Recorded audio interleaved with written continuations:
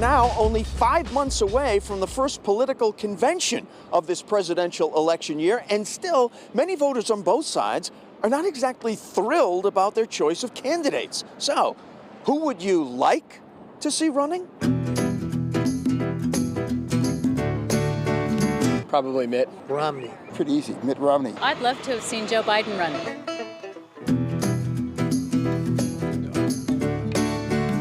I'm for Bernie, so I don't think I want to draft So anybody. you've got your guy. I've got my guy, absolutely. It's Marty Walsh, maybe. Marty Walsh! Yeah, there you go. His name is Nikki Nobody.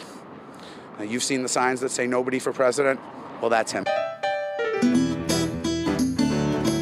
Somebody who is not only tactful on expanding our foreign policy initiatives, but then also looking to see how we can increase our domestic revenue. Churchill once said, this system we have in the States is the worst system possible, except for all the others.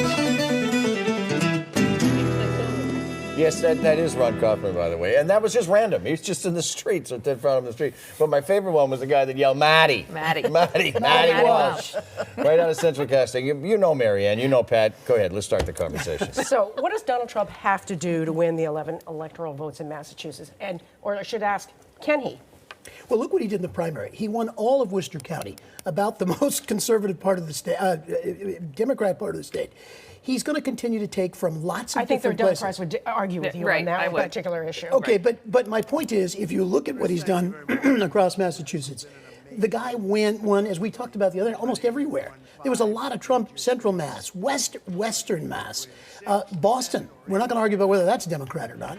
I think that he's got to continue to be Donald Trump, which is not the other candidates. He's in a lane by himself. He's taking from across the Republican spectrum. He's drawing independents, and in fact, he is drawing Democrats into the race. Can he win the 11 electoral votes in Massachusetts? Absolutely, and you have to consider him the front runner in Massachusetts today. Really? Period, end of sentence. Yes, when you look at the coalition he put together on Tuesday night, it is very broad. It's blue collar. There's a lot of blue collar workers. More union members, rank and file, will join him. Every man will vote for Donald Trump.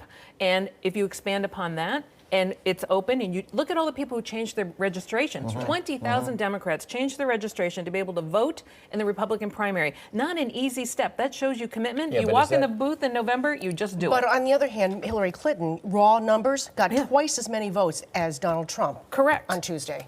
Absolutely right. That said, when we have the highest turnout in the country, which we normally have every presidential year, and you walk into that booth, I will say Massachusetts, who's never elected a woman governor and only elected its first woman senator, she has to broaden her base amongst women across the board to beat him and compete with him here. I want to drill down on a little nugget you just said. Does what happened in the primary translate to the general? In other words, if you're unenrolled when you go in, you could be unenrolled when you go in the presidential also. The goal in any primary is to get as many people in as you can to build on that for the general election. Of course, that can change, but the reality is that's the base they start from. And if you look at Donald Trump, who spent a lot of time here in the primary, that's not a bad place to start. Okay, so what does Hillary Clinton have to do to remove that front runner? She's got to get Republican women, independent-leaning women who vote Republican. She's got to get all the millennial young women, and she's got to get all the Sanders voters. Hillary needs a red book redo, is what she needs to, I think, win Massachusetts. The fundamentals of what happened in the primary are the fundamentals of what will happen in the general.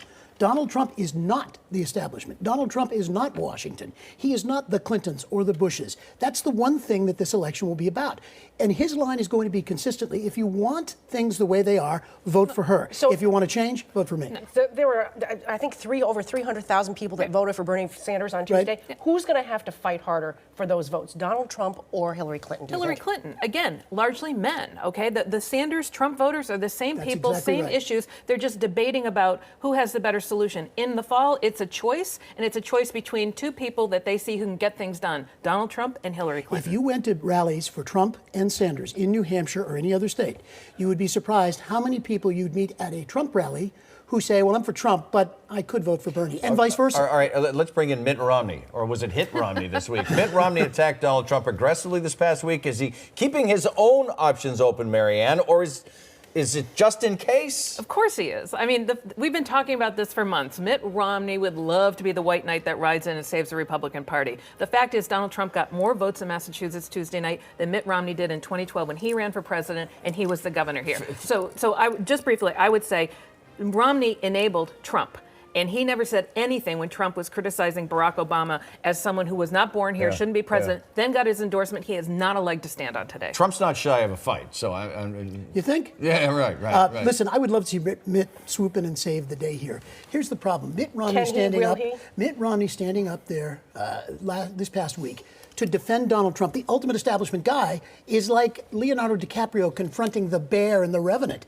When somebody is charging at you angry and absolutely convinced, it's a very hard thing to do, have a reasonable conversation with them. Mitt's the wrong guy to do it, but I think Marianne's right. He's keeping options open.